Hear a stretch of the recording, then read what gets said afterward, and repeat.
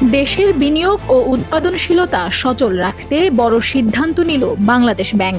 বৈশ্বিক অর্থনৈতিক মন্দার চ্যালেঞ্জ মোকাবেলায় ঋণ গ্রহীতাদের স্বস্তি দিতে কমিয়ে আনা হলো খেলাপি ঋণের শাস্তিমূলক সুদের হার। কেন্দ্রীয় ব্যাংকের ব্যাংকিং প্রবিধান ও নীতি বিভাগ থেকে জারি করা নতুন নির্দেশনা অনুযায়ী এখন থেকে খেলাপি ঋণের ওপর সর্বোচ্চ শাস্তিমূলক সুদের হার হবে মাত্র 0.5%, যা আগে ছিল 1.5%। অর্থাৎ এক ধাক্কায় জরিমানা সুদের হার 100 বেসিস পয়েন্ট কমানো হয়েছে।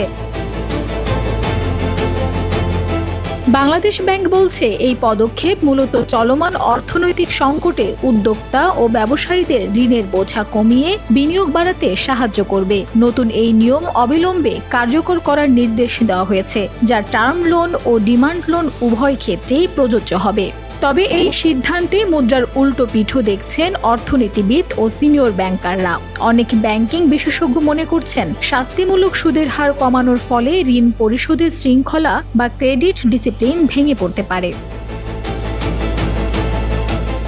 একটি বেসরকারি ব্যাংকের ব্যবস্থাপনা পরিচালক উদ্বেগ প্রকাশ করে জানিয়েছেন, শাস্তিমূলক সুদের হার বেশি থাকলে তা ঋণ পরিশোধে এক ধরনের চাপ সৃষ্টি করত। এটি কমিয়ে ফেলায় অভ্যাসগত খেলাপিরা উৎসাহিত হতে পারে। এছাড়া এর ফলে ব্যাংকের মুনাফায় প্রভাব পড়বে, যার দায়ভার দিন শেষে নিয়মিত কিস্তি পরিশোধকারী সৎ গ্রাহকদের ওপর পড়তে পারে। যদিও সুদের হার নিয়ে অন্যান্য বিধান অপরিবর্তিত রাখা হয়েছে, তবুও বর্তমান প্রেক্ষাপটে এই 0.5% নীতি ব্যাংক খাতে স্বস্তি ফেরাবে নাকি বিশৃঙ্খলা বাড়াবে তা সময়ই বলে দেবে।